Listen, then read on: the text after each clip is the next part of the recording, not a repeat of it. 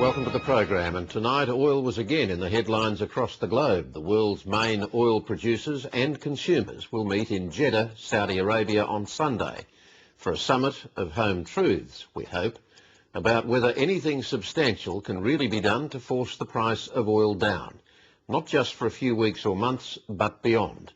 And the truth seems to be, no, it can't. Australia's Energy Minister, Martin Ferguson, will be there, he says, to push for increased production.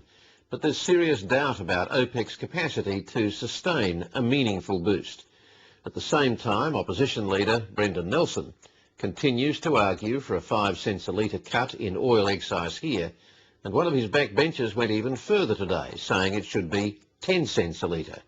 But one global expert on oil depletion says that idea is just political pandering. Richard Heinberg, the author of several books on oil depletion, also says Kevin Rudd's promise to take a blowtorch to OPEC isn't helpful either. I spoke with Richard Heinberg at Santa Rosa, California, earlier today. Richard Heinberg, what are the forces at work behind the Saudi decision to call the OPEC meeting, and what is the likely impact?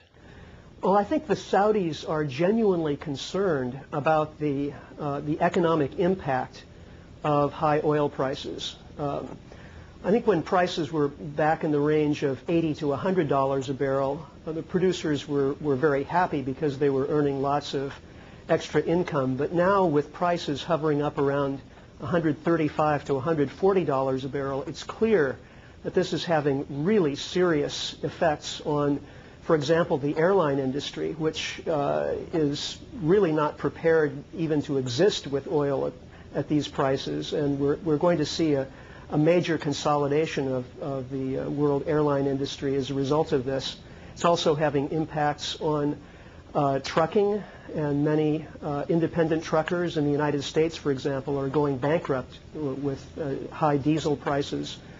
So this is a level of impact that could proverbially kill the goose that's laying the golden egg for the oil exporting countries. They don't want to see that happen, and that's why they're calling this meeting. How big a boost in production would it take to force a significant and sustained drop in the price of oil?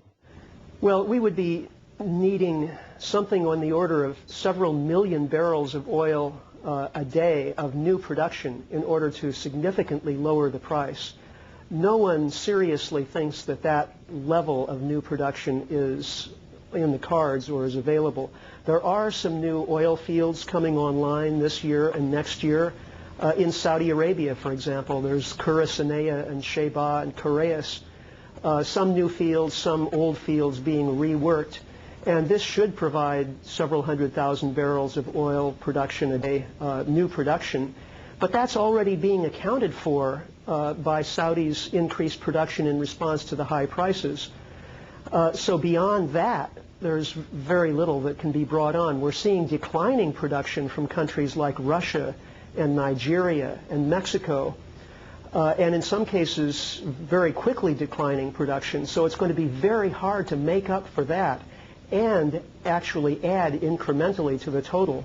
Isn't it also true that the spare capacity of other Middle East producers is also highly problematic? Yes, the spare capacity of the other OPEC producers has been significantly eroded in recent years. So really, almost all of the spare capacity is in Saudi Arabia, and even that is somewhat questionable. So when Saudis and other oil suppliers blame speculators for the high price of oil, are they right?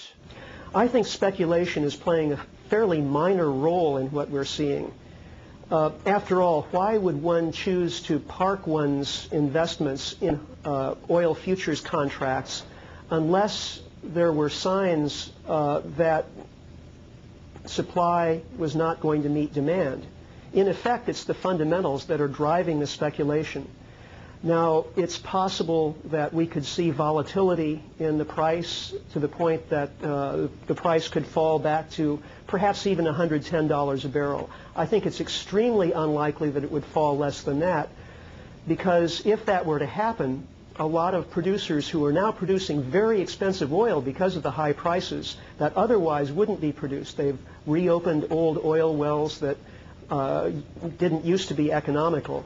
Well, if the oil price falls very much, they're going to close those questionable wells back down again. Then supply will again fall, and then that will push the price right back up again. So while we may see considerable volatility in the price as a result of the speculation, over the long run, the price has no way to go but up. And when you say the long run, you mean from now on, I take it, give or take a little fluctuation? I think what the oil-consuming nations really need to understand is that this is not a temporary blip in the oil market. What we're seeing is a fundamental and permanent change in the global energy economy. We will be dealing with the fallout of this for many, many years to come as prices continue to escalate. Whole industries are going to have to restructure and downsize as a result of this. We're going to have to rebuild our transport infrastructure in much of the industrialized world because we've built it on the basis of cheap oil, and cheap oil is going to be a thing of the past. Is it also true that the oil fields of the future are going to be more difficult to find and much more expensive to produce, so that even if we find the oil and produce the oil, it's also going to come at a much higher price compared to the past? That's very true. Many analysts point to the fact that there are enormous amounts of hydrocarbons out there that can be converted into oil. The oil shale of the western United States, the tar sands of Canada, the extra heavy oil of Venezuela. It's true that there are enormous amounts of this stuff out there, but the logistic technical problems of turning this stuff into synthetic crude and bringing it to market are absolutely daunting. This is not going to be cheap oil. Is the push for biofuels really a part of the solution for the future? It's already had a negative impact on global food supplies, for one thing. Expert opinion on biofuels has shifted almost 180 degrees in the last year. As recently as a few months ago, most energy experts were touting biofuels as a great opportunity, both for environmental reasons and for energy reasons, to supplement our oil supply. Now, most commentators, expert commentators, are saying that this, in fact, has turned out not to be a very good idea. As you suggested, biofuels are pushing up the price of food, and of course this is a global crisis now. We're seeing food riots in many countries around the world. But also the energy return on the energy invested in growing these crops and turning them into liquid fuels is enormous. So what is the practical future that you see beyond oil to go down that path that you believe we must go down? Well, we are going to have to turn more to renewable energy sources, but most of those renewable energy sources produce electricity. Solar, wind, geothermal, tidal power, wave power, all produce electricity.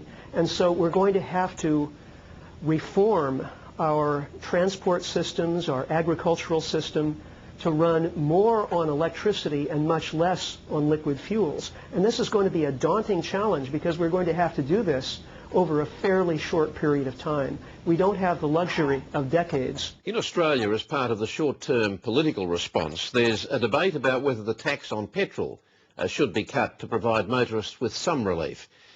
What's your message on what we might call Bowser politics? My message would be that that kind of short-term strategy is, at best, political pandering. It's not going to work. This, again, is not a short-term problem with the oil market. This is a fundamental and permanent change in our energy economy.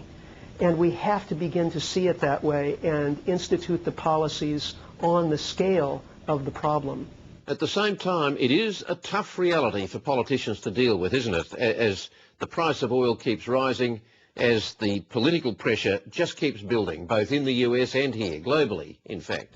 Naturally, politicians want to look for short-term fixes. Also, they're going to want to look for scapegoats, whether it's the oil companies or the oil exporting countries.